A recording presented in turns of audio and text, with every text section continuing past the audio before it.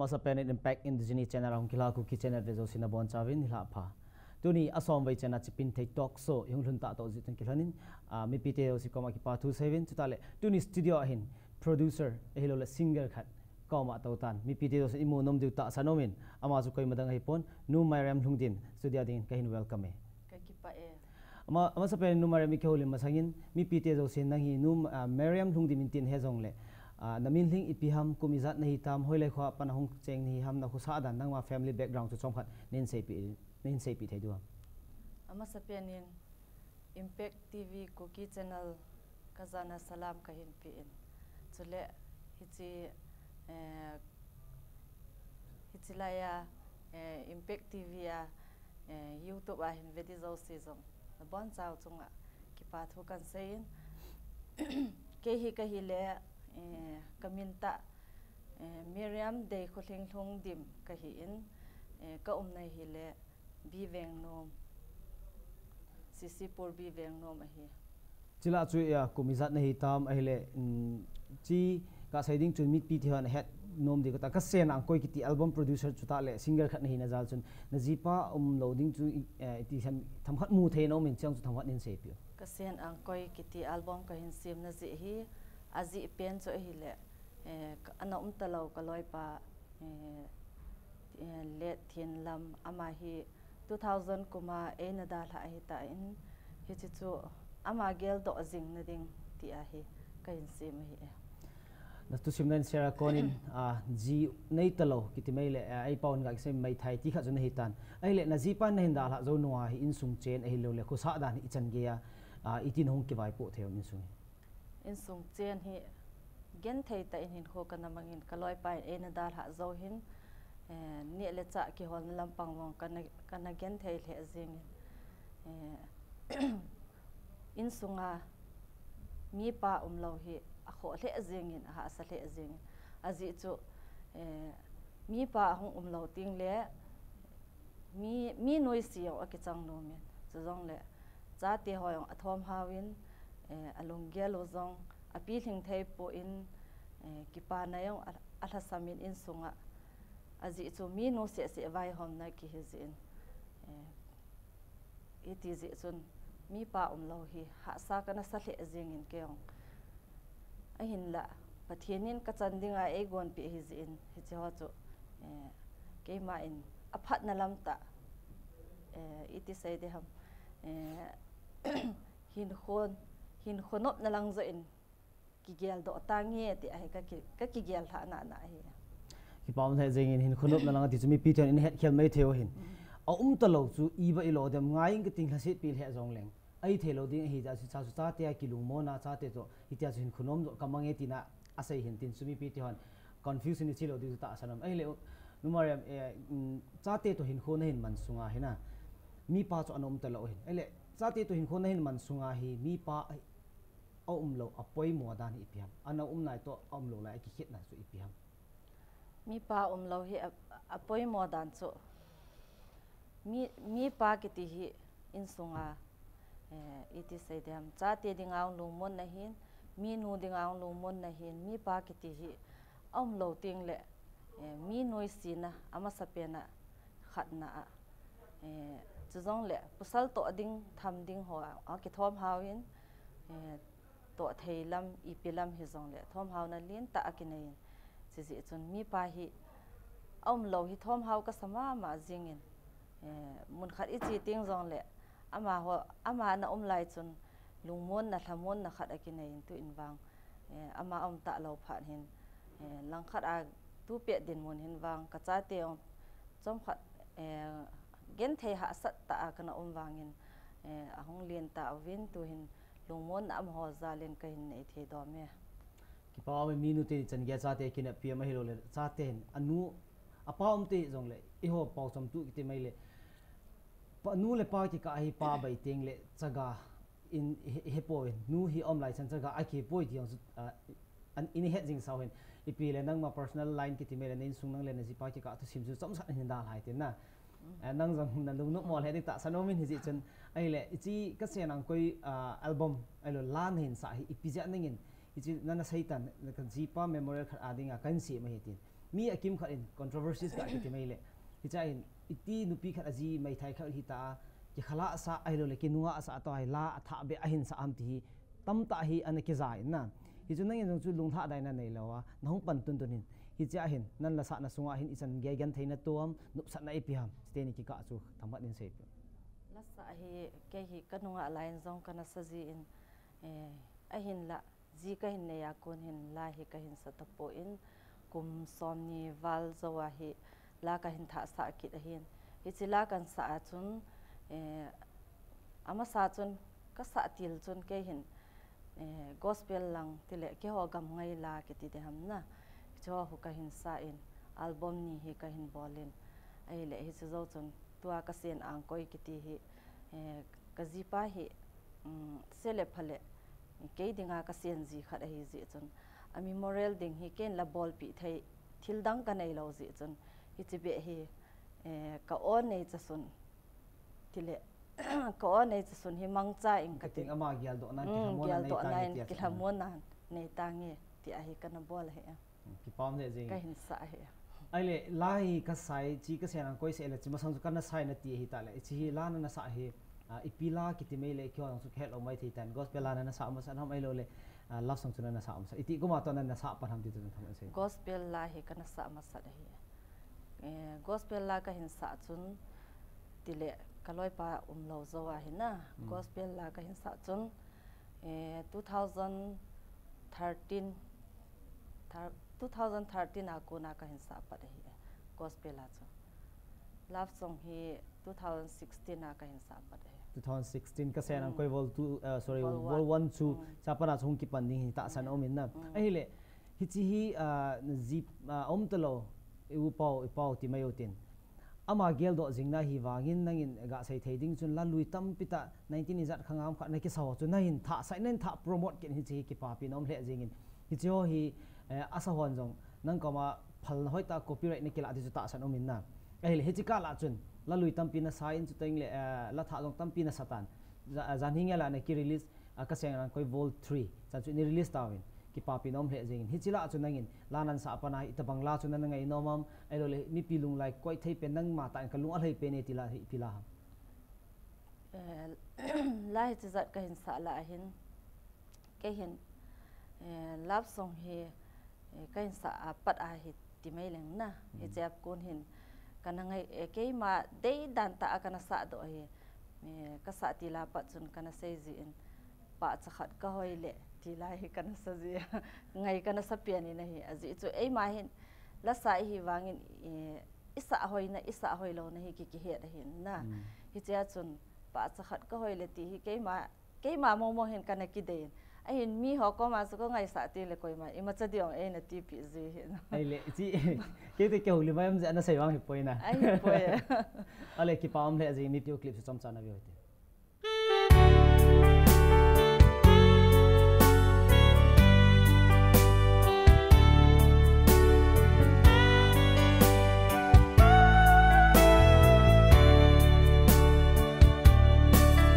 Len nagam leyaki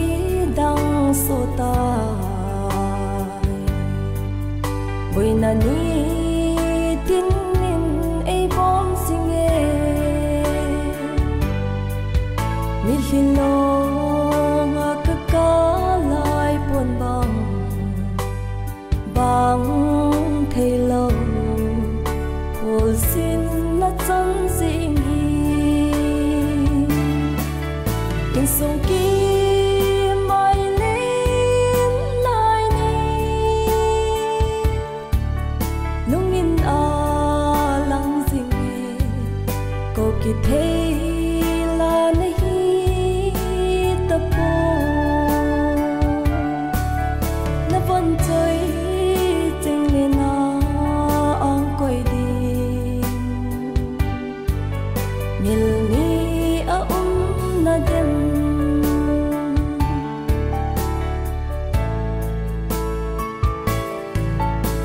sen ang koi kamil thei po kazan mong ham tin ko gil si e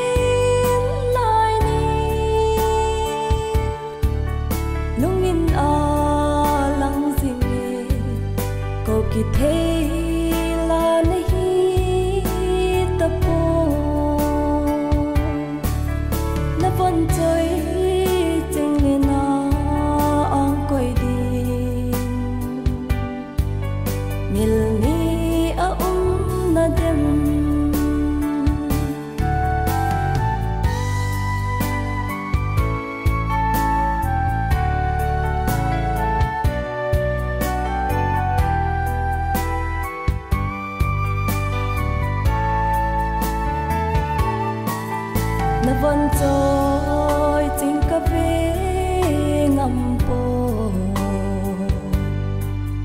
cà gió mel tia mel mo no min chung leng va bang amao nao hi tong hin don thấy lệ chung in sung ki mai lên lại ni nung in a lang sing ko ki thấy là nahi tapo na van chơi tình lên na ang koi di mil ni a na dem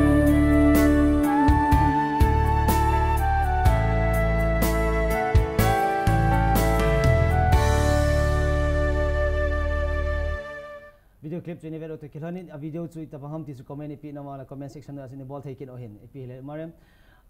ji ka se nang ko hi producer kha jong na hi na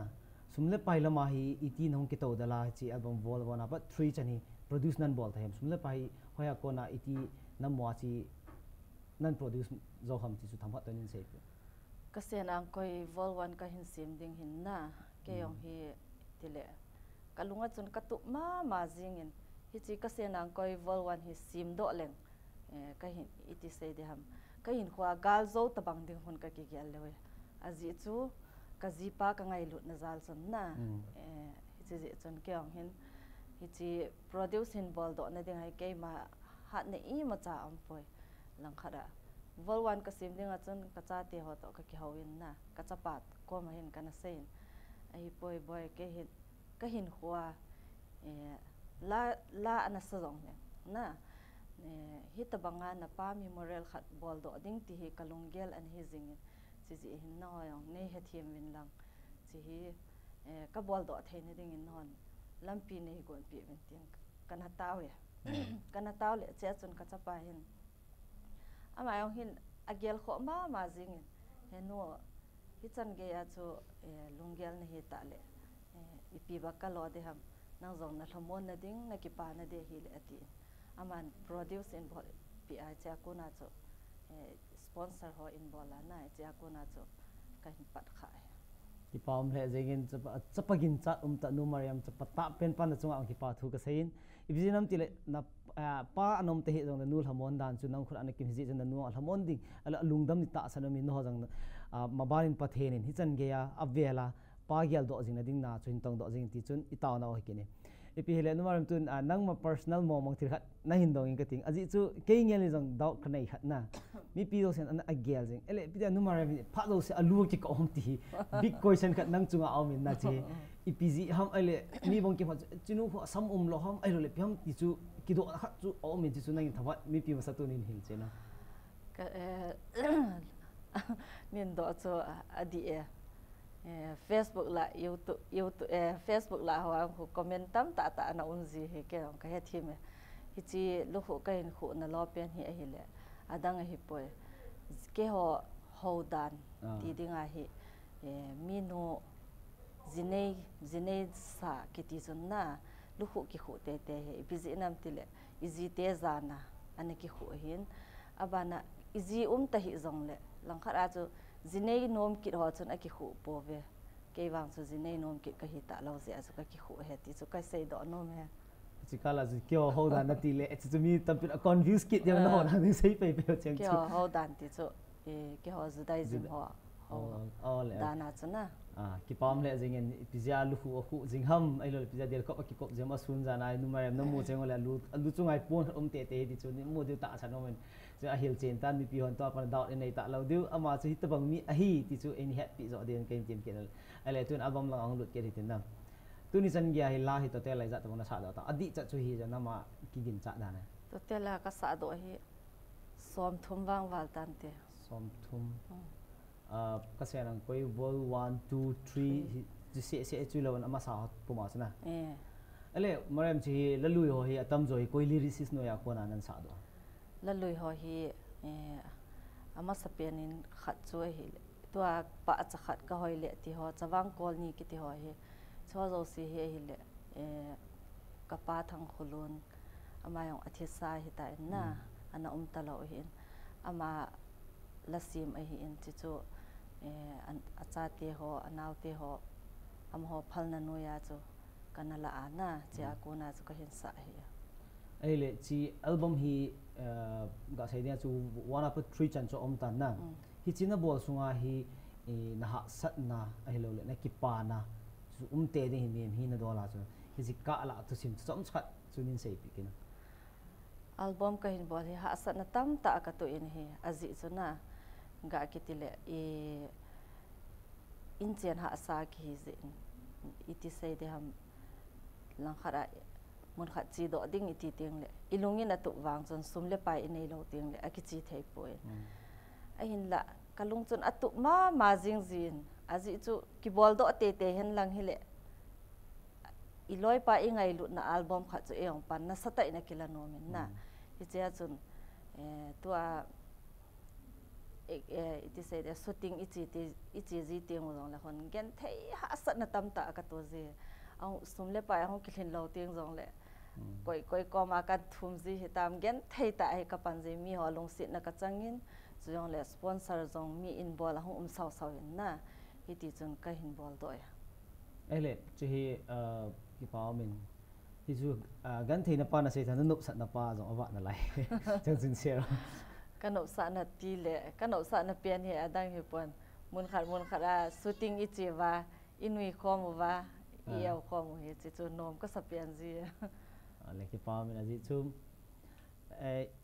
iki bok ting jong le iki ngai lu na asan wal mi ki kin na thei a hi ji chun na la chika la chun boin ha sat na le khat khet khil to na chu mi hin kho so allo thelo number 1 a koi din chu iki khil to wa iki phun lo le chu aki lung set lo aki khet hen na ki pam le jing ai le to hai nangin ma ban hai ka sen ang koi 1 2 3 chan hi nan chai tai tiu ti aji ju jani date 28 chun hormone ground in release ta na ichi nangin aban jo beding lunggel na nayam a hilol hi chan hin nga tange ti ham chu mi pi hon tu le to mi pi nga jing nga lal jing album a hi ja chu tabang condition am na chu chun thamon che chi album hi ke yong chun ka ge lai hina ka tu pian choi hi le ke chi do jong leng abana hi ke ma sponsor ke zo hin sponsor kan bola hilanga hi nauti ho na ho kiti mai le nang jong ka actor khat ka director khat na hi zin ga ti me in ka tin na ho zala hi vol for pathinin dam na api a hi le na aban banin ki bol hen ti chu kalung tu ba hi pam le jing mi pi ti hon ka sen ang koi 1 2 3 latest a hi lo la hit pen ki ti jong le ki sei khelo mai thei hin ininga lal ki diu ta saramin vol fall chu damole tu kum suma man bol mai the hi chan nga lal be se po ten tun album lang la sa lang chom san khongai ken oi tin nang mas hin khutu sim chom khat na in ko lim kin ai le i pau ai lo la nang ade na jingi ta zo lo nuwa hi ne la cha ai le sil le chen hi cha nei ni ta bang do nan kho kha hi chan ya hi cha ten to hi nang nei ki le tho pi thei ke nam chu tham khat to nin se pi ni le cha asil le chen ki tilang hoi kana ngai kana boi pilai chun na kana gen thei le azengin abang le mi lo po wa kana konin mi lo ho amia zu de ho po kan ki po zin chawa chun ka cha te hi ani diu mi ni adu cha lo na diu chun na mi ni au cha lo na diu chun hiti chun pan ka hin line abana school akai na lampang he kana boi pi wang chun kana la sam the zin a tuition fiu dong he kana pelal ke zin a hin la pathinin ei long se nin so pi pha ka nei in ke dinga ka pin pi ho ka ute ho hin ana talau ka no le ka pa ho hin amo zo se hin ka cha ti ho chu ke sang in ingai lu pi ovin na amo ho hin school hoi ta in koi pi ovin boarding ima an koi vin ban chun hiti hin alam pi dio chu a hin sim to pi min le kha sim na lang hoyong ke boy lo helin kanu ka pa te ho ka u te ho zo se hin ka cha te hi a hin pui to jing ve tu ni chan hin zo apui to jing pe ovin ave kol to pe jing ve ki pa men numerem azidei ta jingai ta amlo nuwa cha te hin kho kha ita banga mit do adinga hin sem do nu le pa te ho ki thopi zo si chunga zong na bon chawin ama khele na ki pa thu kan sei ke ne ele numerem chikala chun ikha I na de emotional ta ding thil hi zong le na loi pa hin iti ko mana na da la on che 2000 kum 2000 2000 January date 49 in da la Japan tun ga ki sei le numerem hin khu tu sim ingei wa ko na hi numai zaram kha hin khu ki til khu na ine te diu ta sa min hi je ama chonga ki pa thui sei ki rovin ga sei ding chun tu la ya hin ki ta den kho man ja tu ni ha cha te lungmon pia ama jong cha te anu lungmon pe thai in sung nom ta hung sei le no hi ti mai ta hotin tu ni impact ku kitchen talk show hin vezo sin numariam hin khu chan chen hi ingei tiung le tham khat be chu ki til kho na ine the diu chu ta sa no min te ka nan ga sei ding minu kai kim khat chu aji om lo nungin jong cha te mon pi zo lo ni ti sun mundang angdanga jinei ki na ichi po na nom he jengin numarem kho tu sima konin ajian om talo he jong la pathe no min ka cha te me ti chani kingai ne jengoi te numarem kho tu kan thamat be ki hil do anan anan ne ti chu society sungova jinei lo nu te mai thai theo ka ma ka ti num pen chu he le numarem to hi na cha ten na ngai luma mai ti chu nan sei na ko ne ke nang nga chele sei lo jana he sai ta na tu album long lut ke tin hichi ka senang koi 1 2 3 nan se ma hin na sat na nup sat na ti chu isei ke tai ai le hi cha hin ga me ding chun director ho hi hlang pin nanga hi constant om thei pon chi ge la le mingi lu na khat cho hi kit thon dang album ho la chi company chu ama director hi ti chu ke he tai chi tu ni chan ge vol wana vol chu chan hi director hi mi za na man director hi atam thim bo ya amin chi aka sei jeng ti ham azat izat vol one ka hin bol chon director hin boygin sing son ama he jong ama he ga ke tile hobung thakhat kan hi vin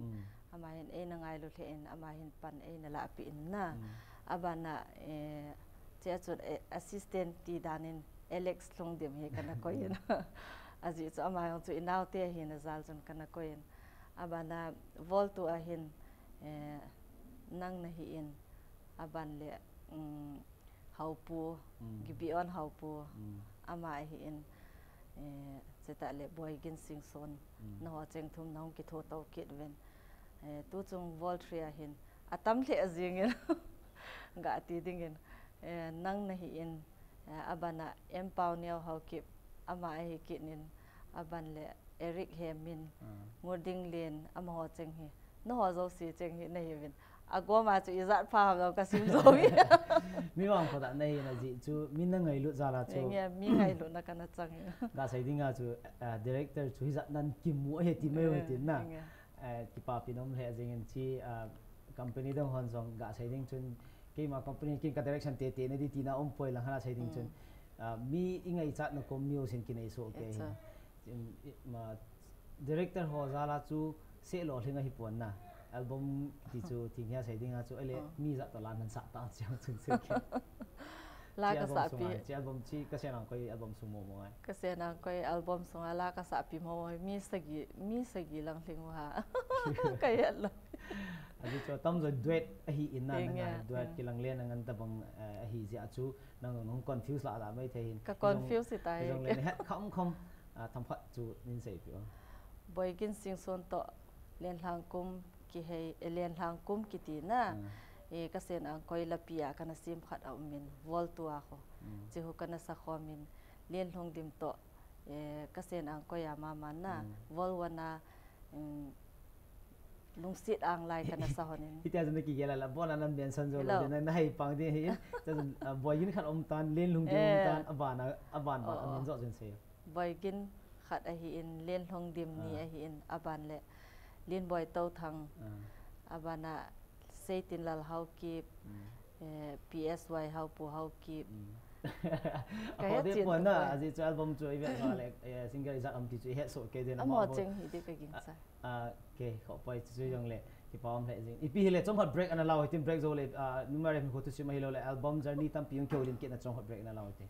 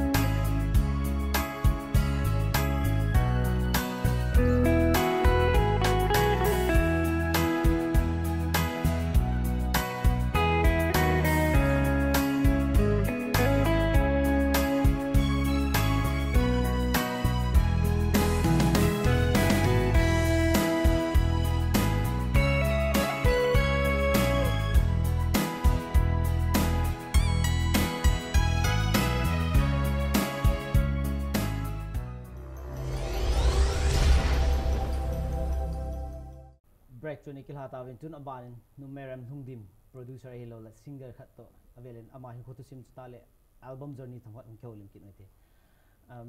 numeram azwa thil tam pi ni ki dong tan na anu nai lang ha nai lang ipi jong le tu hin controversies question khai ki dok ki mi pi tam tan azwa lungboi na lu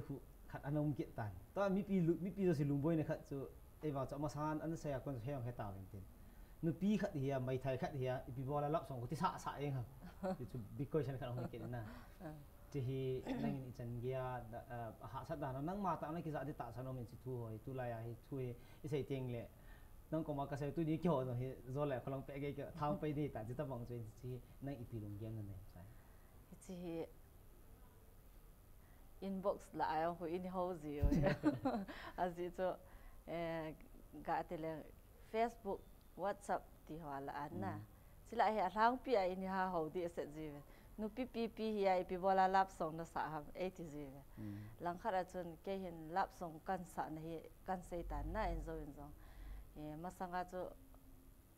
ke ho gam ngai la kana sa hin na hi chi ke ho gam ngai la kana sa zo wa hi kazipa to ka thu sim chu ti tang nge ama memorial dinga album kan sim dinga chu ka thu sim hon chu ka ji a la ka hin sa ting le thu sim lang chu ong hi ting le lap song lang hung hi do ai tai ai le ke ong hin hi chilai ta chun nga ti mai ka te mi khat la sa thim ho ti mai ka te am ho ko ma hin senior artist ho na am ho ko ma kala hi nei sa pi wen ka te la asadi hi ko mo zo ta poi ko mo zo lo pha chun ai le ke no ki mo sa tan te azi chu album di hin na ti hin kana ki gialen cha chu ken zo ka hin sa ta chu ka sa chu piti ha ki phatlam na ka nei ka sa pat na an hi ze a chu na ki phatlam na khat kan nei ai wanga chu ma thu sim khat ai hi ta ze a chu boy chu na ma concept da ni chu chi chu kan gial he chu ta kun mi hol teng le amu lo teng le ama in sungo pi do eti banga chu mi a hol lo hi poi ma ki phatlam na kon na amu zo lo a ki phatlam ji wa chu ama ta hung ki pana aji pangai ta gel do jeng na dia in sa mi pi ti ho zo sin dar team minded nei ki ta lo din kain team ki ni ale mariam i la salam hi chong kha ong kho ki tin na la sami ni het la hin na ti kan lan sa cho for example now ni ta la sa dang dang hi cho hon i chan ya phat chom na anei ni het kha am so la sami hon ka ti dan cho ma personal hin lang society hin lang in so phat chom na ipi anei wa la sa hi mi te ading hin phat chom na ti ta he om thei poe azi cho ke hin nidanga la ka sa ma sang chun iti sai de ham gol no khara ichi ong le na nom ta in akil ha thei zo en to ai gol no khari chi ai le invite artist bani lawa hung ki ti teng la za cha rong jin chi rong cho hin abana mi ipiham program khat iman teng le min invite in bola ichi ji teng le ho hi alang pia ga sei ding in iti sei de ha ki tho khom ti dan de na ichi lang hi itha sam bin na ki to sot lang hi itha sam the o ami chu la ngai chai wa chu ama di a phachom chu bol pi thelo te hiu choi hoi ai le hi chia la sa ka chi ji na hin aba ke hi alang pia hi mi ki tho pia chi ta wang ngen ka hi ji aji chu mi nu khat ka hi ji na la sa ga chi ong hi ha sa ka sa le aji chu program hoi sun be law he zan ngen chang hong hi ting le i cha khat hin da tha ding ga chi ding in song khat mi nu hi na zala hin da tha aga po do ding ti hoi a ha sa le jin ai wangin ka ki ke ma ka ki gyal na khat cho hi le min ei ngai cha na ai le ka dam sunga chu mi ngai cha na khat chu ka su bu le pi ngai ye na mi pi in ke thim hi zong le ei ngai sanga ka o thim lo sa ka o khat zong chu ke thim ki sa hi yong le na mi ngai sang khat ka hi ai le mi he dinga chu ka ga sa pi yong chu asipoi ka ki tho pi yong chu asipoi ti ai ka ki gyala ki tho pi na lang zo ai ka ki gyal ha ji ya ka chi ji di le jing ei ang ga sai ding chun go lang khat a khin la in na sta le pasal khat jong kin la za na wa do iti concert hoi lo le music la ma hi ha sama man ga sai ding chun in zo ha sa nai chan gem khat cho na ke to jing sa thil khat na hin sin vale zo na sei khat chu invite artist man ki helo ti chu eong chu normal person ho mi pi ho bang mas ki hin nom ma ni wang in chun mi pi ho ki khop na ko na lawa chu bang chu eong chu ki hanom iga chi ting le min chu koi ko lo khat ti chu aging chu nan sei khat le kan po na khat ami ai wang chu iga lun ting le invite artist man hilo ati do stay sa ikal do sa kit isa sa ai sei sit kit do chi ana penin azu mi pi ho no ho bang in ka hin no mo ve ti chu nei ni het pi ben kyo hi celebrities ka hi po ve nam pi na tong ka hi ve ti chu ni het kit do I pi le mar na la sa hi iti chun in kyo limin mi pio sin khat rei be chu studio hi la na sa za dei te nang man ipila na sa nom tom chat line ni ja lung se tan ni sa pi thei dio le pa cha khat ka hoi tin sa jing ya na cha sei ta dang aji chei ni to khom aji chui chila he ka ngai sang e ti se dia ke ka sa la ngai ke le ke kana ki dei pe le le kho de le sai mo ai wanga ke sa na ka bo kan sa de chom cha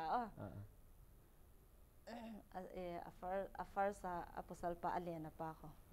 First verse. Paano le?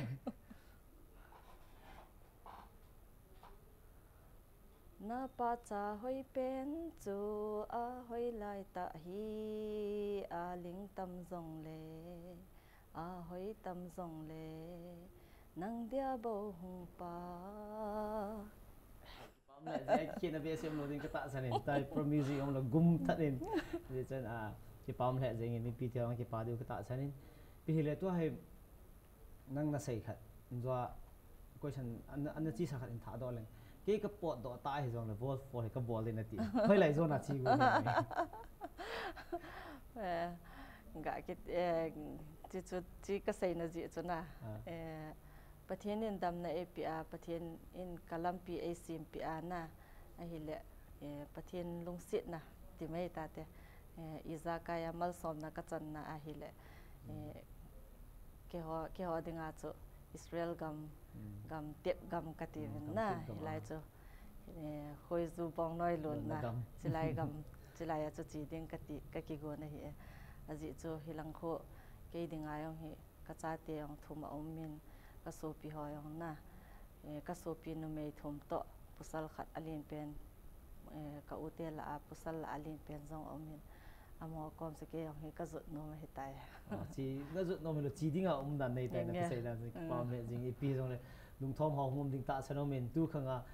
นุไม่ปัสสาวะด้วยลาสคอมีอมเบตปุ่นนุมาเรียมขัดอจิดอกกันสิชูขัดน้ำปีโกขัดมังตะบังอ่ะ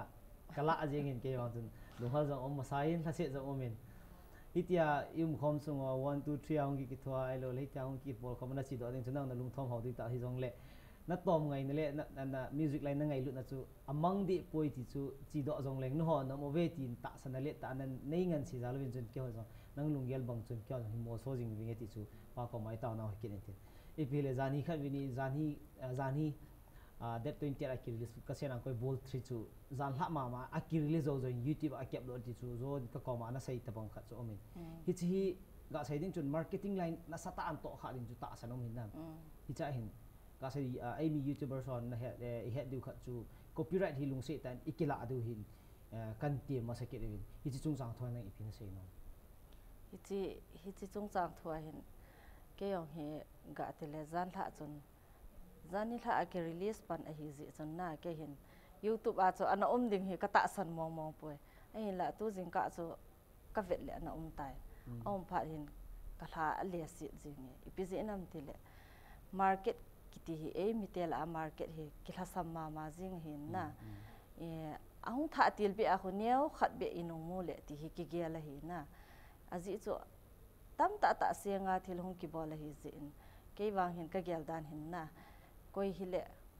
อันนี้พัลเราเห็นน่ะยูทูบละเห็นลังอีพิละเฮซงเลน่ะคอปปี้ไรท์หัวเฮซงเลที่กิบอลดาเทพอดเลที่วางเฮกะได้เลจิงน่ะมีน่าจนอีลงหงหางจีนเฮอาจิจูอันนี้น่ะอันนี้กิติจนอินอัพโหลดติ้งเลยอามอนจงเจ้าคนจนน่ะเวียวินตินเฮเลจิจูกะได้น่ะตัวอามหัวอินเวทมาสัตติจูไลน์นัดจงมินน่ะจิจูเฮกะปุนัดเปลี่ยนซะนั่นหมายอันนี้อัติจูนั่นเฮ็ดเขียนเราด้วยเห็นที่บอยปีนู้บอยปีปานเห็นบอยปีโซติงเลยอันนี้ตุ้มจนอีบอนว่านั่งเล็กยาบ่เห็นสิจน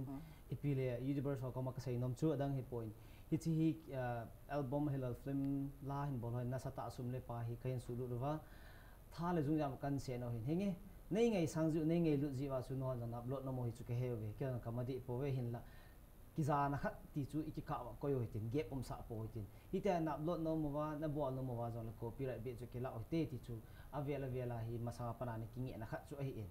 ichi hi ga siding chun international piham copyright ang hi ahin suno no nan het thimowa to ki pana anei te abol te tiute abol nu bol pa ko ma chan zan khat ta thuin copyright chun ki thum upload ti chu kahin tiam le kangi na hi kini ipel mariam ikhole mano akichailam kon ahoi tai na ga siding in tu hin nang Israel pot ding na hitan na Israel pot ding na hitan nang jong na lungno mo na nalasit na tiltam pi nan tua elole isan yegan the ha sat na nan tua jai ka senang koi bol 2 3 chanen nan pa aitan ki pa pi nom the jin aile a last pen khat in kiti mai le achai na question khat nan doin kating chi a south min no mahin khuwa pasal in izi hi iti ki bol han lang hile kunwa iham tia aphat lawa azi le si adia ada la kha ta le azinun acha te mon pi the hin ko na hin man thei ding ham ti chu minute ko man sai na hil na ding question khat ong ta na no me hin khoa no me hin khoa ti chu iziten in dal ha in dal ha na ziten nan dal ha for example tu bang na ziten nan dal ha ta chu izat nan sai da cha ko no chu het them de hiti hin khu hin ki mangle isa te te lomong them kyum dem ti chu ni pi ni mai te ho ko wa chan pi sei pi nom na yam ti chu ji ka te le a sei thiam jong ka hi pon na he jong le ka lunga hi tam ta ka gel ai wanga ka dei bang ta ang thu ka sei the ji lo ke wang chu nei le ka dei pian chu na nu me ki ti hi izi ahung thi ting le hin na e ma hin I chon chan neu khat be ki het angai nai lang khat aga ti ding in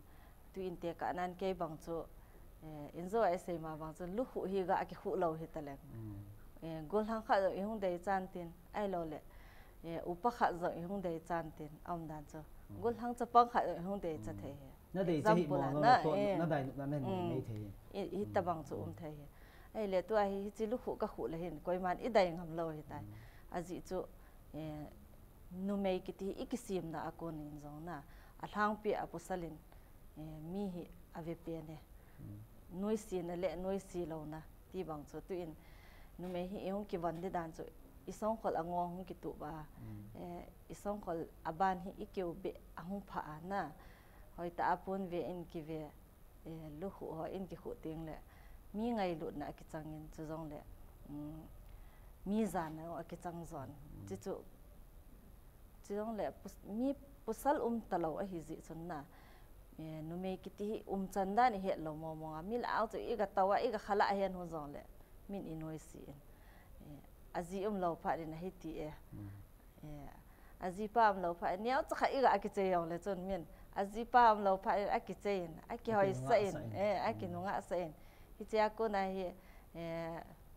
dong ma an nei ding ji an nei ki ding ai tai ti chu om do pai pai na ji chon chi hoi ong hi lang khat a ki che jing te so kho poi na a ki che jing te so koi ma I ma se ti poi mi te ki sei si zo I ha do vin na ji chon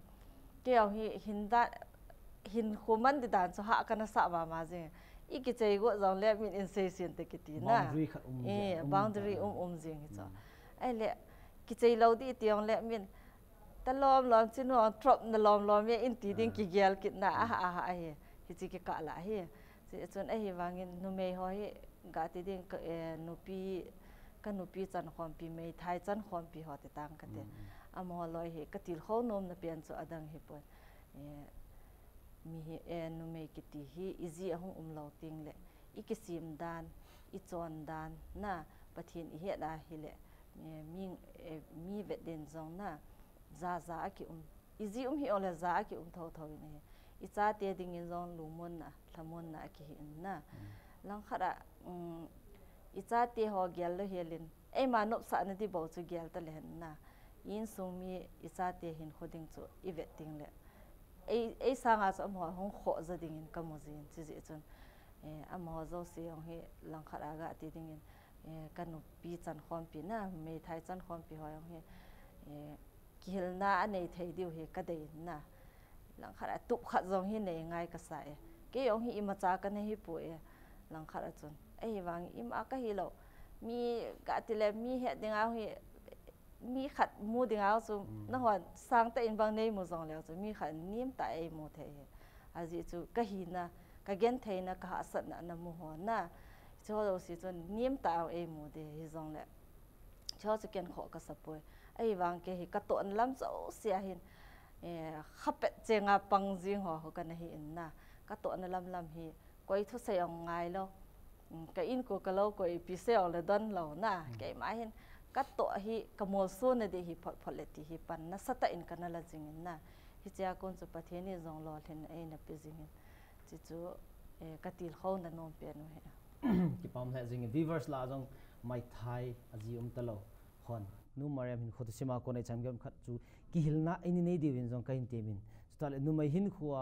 iti ki chon le aphadem ti chu highlight now so involve pitan chunga ki pa thomin ipi hile Chipinthei Talkshow episode asom vaina chu tun ha ting chuni chan chune ke chai tan aban Thursday phale ko ham slice studio guest in nei ki diu chu ananga ta hote